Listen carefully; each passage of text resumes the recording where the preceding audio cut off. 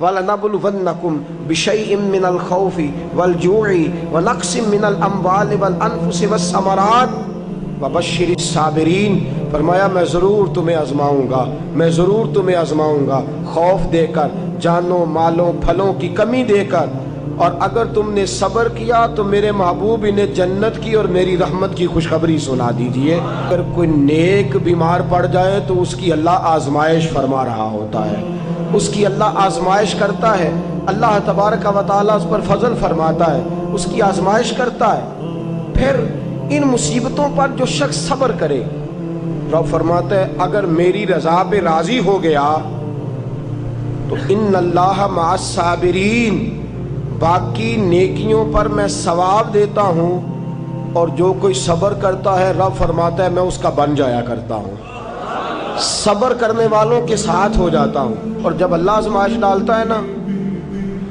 تو جو کام سیدھے ہوتے ہیں وہ بھی الٹے ہونے شروع ہو جاتے ہیں۔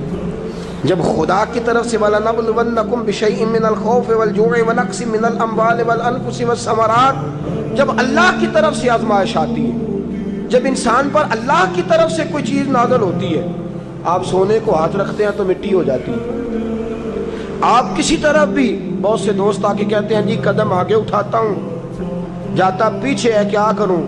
تو میں اکثر عرض کرتا ہوں کہ تھوڑے دن قدم اٹھانا ہی چھوڑ دیں، کیا کریں؟ بیٹھ کے اللہ اللہ کریں، صبر کریں، دعا کریں۔ کچھ وقت انسان پر ایسا ہوتا ہے، تلک الایام نداولها بین الناس، جو اللہ نے انسان کے دن بدل کے رکھنے ہوتے ہیں، کچھ وقت ایسا ہو، پھر ایک وقت آتا ہے کہ وہی انسان مٹی میں ہاتھ رکھتا ہے تو اللہ اسے سونا بنا دیتا ہے۔ رب آزمائش کرتا ہے، رب آزماتا ہے۔ جو لوگ مصیبتوں پر صبر کرتے ہیں، جو لوگ مصیبتوں پر صبر کرتے ہیں، سید عالم نور مجسم شفیع معظم صلی اللہ تعالی علیہ وسلم نے فرمایا، رب فرماتا ہے ایک بندہ اللہ کی بارگاہ میں کھڑا ہوا، قیامت کا دن ہے، فرشتے نامہ اعمال کھولنے لگے۔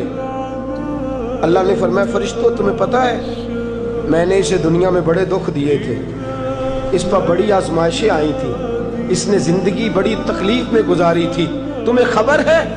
یا اللہ ہم جانتے ہیں، بڑا صابر ہے، بڑا صابر ہے، اس نے صبر کے ساتھ وقت گزارا، صبر کے ساتھ اپنے اوقات کو طے کیا۔ رب فرماتا ہے جو اتنا صبر کرے میں اس کا نامہ اعمال ٹٹولوں، اس کا نامہ اعمال کھولتے ہوئے مجھے شرم آ رہی ہے، سارا کچھ لپیٹ دو اور بغیر حساب کتاب اسے جنت میں داخل کر دو۔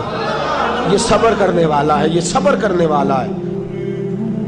بڑی خوبصورت حدیث، بڑی، بخاری شریف میں موجود ہے۔ بخاری شریف کی یہ حدیث ایسی ہے جسے میں جب بھی پڑھتا ہوں میں چوم لیتا ہوں۔ حدیث کیا ہے؟ رسول کریم صلی اللہ تعالیٰ علیہ وسلم نے فرمایا، رب فرماتا ہے ایک بندہ ہے، اس کو میں نے آنکھیں نہیں دی، اس کو میں نے آنکھیں نہیں دی، اندھا ہے، پیدائشی اندھا ہے یا بعد میں کسی وجہ سے ہو گیا، اس کے پاس آنکھیں نہیں، لیکن اس نے زندگی بھر صبر کیا، اس نے زندگی بھر صبر کیا، صبح قیامت وہ کھڑا ہوا تو رب کریم نے فرشتوں سے فرمایا، فرشتوں اس کو میں نے آنکھیں نہیں دی، بیچارہ نہ بیٹی دیکھ سکا نہ بیٹا، نہ باپ دیکھ سکا نہ ماں، یہ کوئی دنیا کا نظارہ نہیں کر سکا، تم بتاؤ اس کا اجر کیا ہے؟ فرشتے کہتے ہیں مولا جنت کا اعلیٰ درجہ دے دے، اللہ اسے بے حساب بخش دے۔ رب فرماتے اس نے ساری زندگی بغیر آنکھوں کے صبر کیا ہے، اسے صرف جنت نہیں ملے گی بلکہ آج اسے اس کا رب اپنا دیدار بھی کرائے گا۔ فرمایا قیامت میں لوگ جنت کے نظارے کریں گے اور یہ اللہ کا دیدار کرے گا، اس کو رب کریم کے جلوے دکھائے جائیں گے، اس لیے کہ یہ صابر رہا۔ اور میرے اعلیٰ حضرت فاضل بریلوی رحمۃ اللہ علیہ فرماتے ہیں جو صابر ہوتا ہے نا، توجہ ہے آپ کی، میری بات کی سمجھ آ رہی ہے؟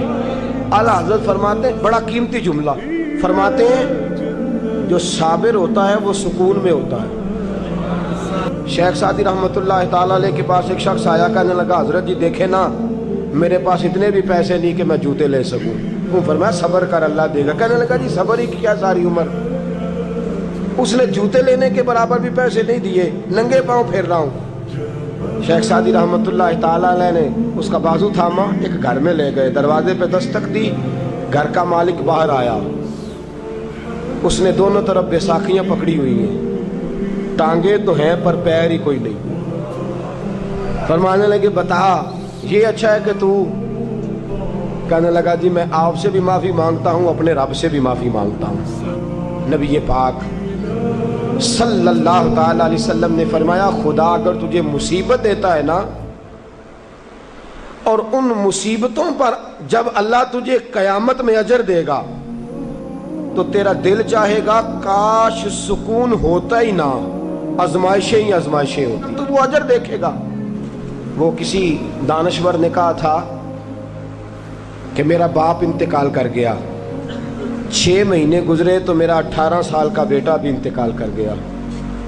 کہنے لگے میں نے اپنے 80 سال کے باپ کا جنازہ اٹھایا تو میری کمر نہیں جھکی، لیکن جب 18 سال کے بیٹے کا جنازہ اٹھانے لگا تو میری کمر جھک گئی، اور رو کے کہنے لگا لوگوں باپ کا جنازہ پڑھنا آسان ہے، دعا کرو کسی کو بیٹے کا جنازہ نہ پڑھنا پڑ جائے، بڑا مشکل کام ہے، بڑا کٹھن مرحلہ ہے۔ حضرت ابو ہریرہ رضی اللہ تعالیٰ عنہ فرماتے ہیں اللہ کے محبوب صلی اللہ تعالیٰ علیہ وآلہ وسلم کے صاحبزادے جناب ابراہیم علیہ السلام فرماتے ہیں حضور کے صاحبزادے آپ رات کو جب ان کی ولادت ہوئی تو نبی کریم علیہ السلام ہمارے درمیان آئے۔ جاگیے ذرا غور فرمائیے گا بات پہ۔ سید عالم صلی اللہ علیہ وسلم تشریف لائے اور ہم نے حضور کے چہرے کو چمکتے دیکھا۔ ہم نے کہا یا رسول اللہ موڈ مبارک بڑا اچھا ہے، حضور کوئی خیر کی خبر ہے؟ فرمایا مجھے مبارک دو، اللہ نے مجھے بیٹا عطا فرمایا ہے۔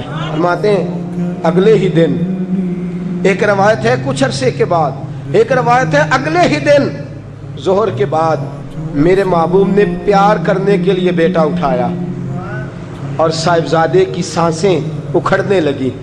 رسول پاک کے صاحبزادے نبی پاک کے مقدس ہاتھوں میں سانسیں اکھڑ رہی ہیں، حضور کے دست مبارک میں صاحبزادے نے وصال کر دیا۔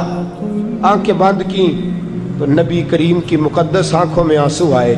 رات خوشی تھی، رات حضور مبارکیں وصول کر رہے تھے، رات مسکرا رہے تھے، ایک ہی تو رات گزری ہے، 24 ہی تو گھنٹے ہوئے ہیں، آنکھوں میں آنسو بھر آئے ہیں۔ حضرت عبداللہ ابن عمر رضی اللہ تعالیٰ عنہ عرض کرتے ہیں یا رسول اللہ آپ رو رہے ہیں؟ حضور صاحبزادے کا انتقال ہوا تو رو رہے ہیں؟